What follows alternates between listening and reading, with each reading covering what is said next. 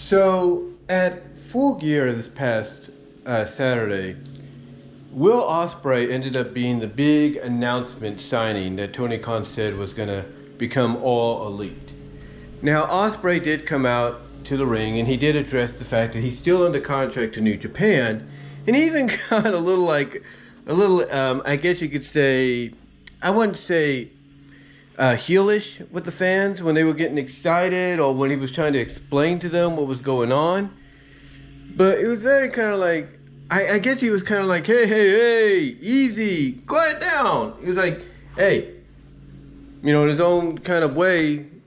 I guess he was kind of getting irritated a little bit, like, hey, hold it, quiet. Like, basically, he didn't tell him to shut up, but he just said, hey, look, let me explain. And he had to explain what was going on.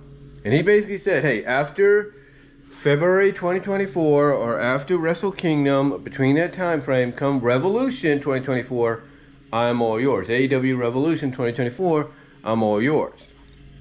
Now, apparently, according to reports, and everybody has said this, unanimously, the main decision why he went to AEW is because he's gained a trust with Tony Khan. He works his best. Basically, he's able to work his style with AEW. And mostly, it wasn't a money issue, although that might have been a bit of a factor, that might have been a bit of a factor, but mainly the fact that it's a personal family issue. Like, he doesn't want to uproot his family, from where they are. Like, they just built a kitchen and a house and everything, or, refurbished the kitchen and everything. He doesn't want to have to go through all that. He's realizing, hey, we went to all this. I don't want to have to uproot my family after, putting this new kitchen in for our house and give it to somebody else. Nor do I want to pull my kids out of school. Nor do I want to pull my kids out of school to go attend school in the U.S. or wherever. So it's pretty much from a personal family perspective an easy decision for him to make. But now the question is, what about the other possibility fans were looking at?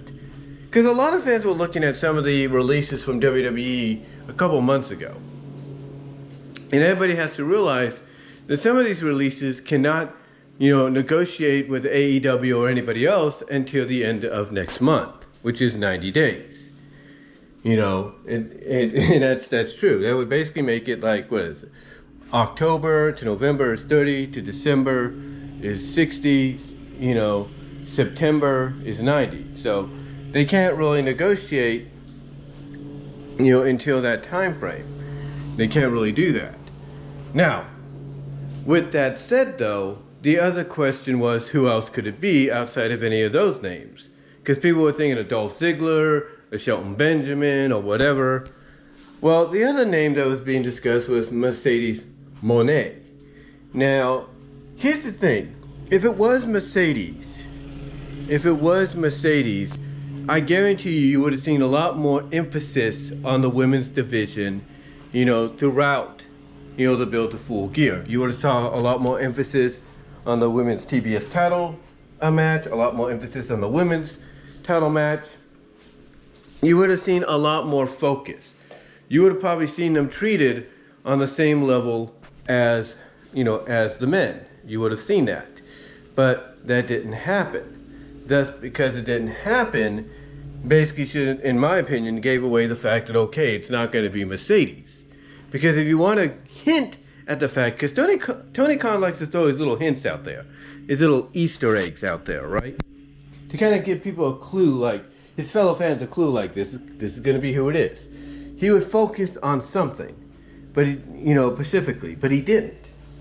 He didn't specifically focus on anything, maintaining to it being Mercedes. Now, we know Mercedes was at All In as a guest of honor, if you will, of Tony's, but that doesn't mean she's going to sign with them.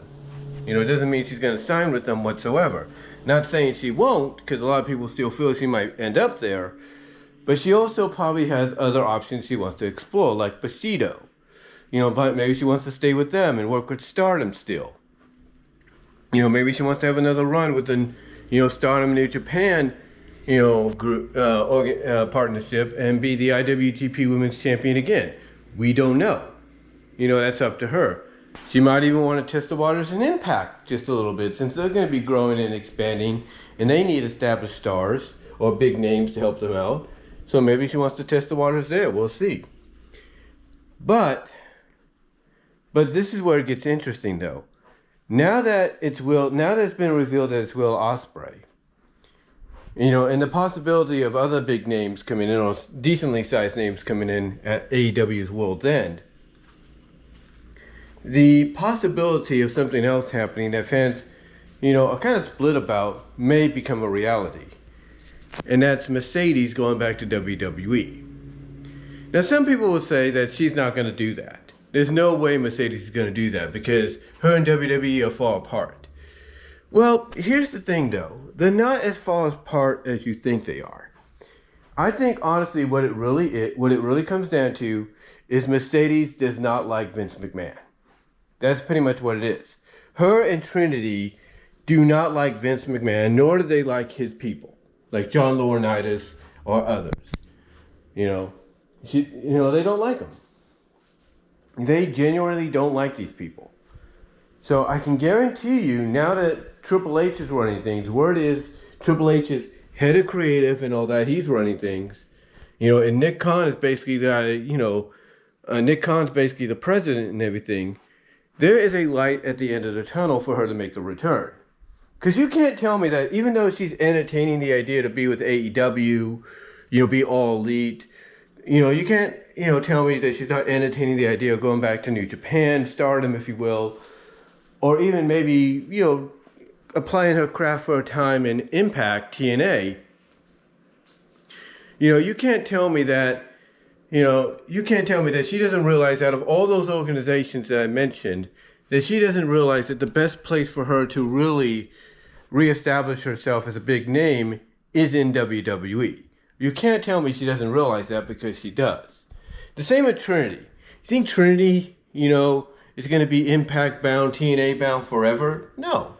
She's going to go back to WWE eventually.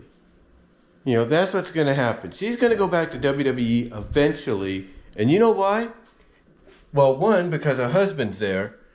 And two, because she's hearing about how things are changing for the better in WWE creatively and pretty much freedom-wise.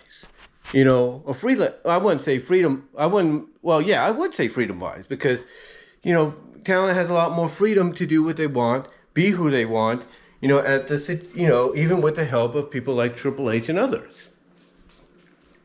So you can't tell me that's not appealing to someone like a Trinity or even Mercedes.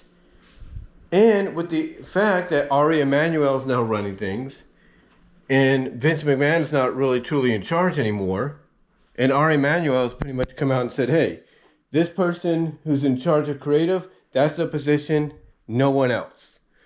To hear stuff like that and get it confirmed, and I'm sure Trinity got this confirmed when she met up with some of her former colleagues at a convention recently, that's not appealing to her. You can't tell me that she's not relaying that over to Mercedes and everything. So I have a feeling that the possibility of Mercedes and even Trinity to an extent going back to WWE in 2024 is a lot closer than I think a lot of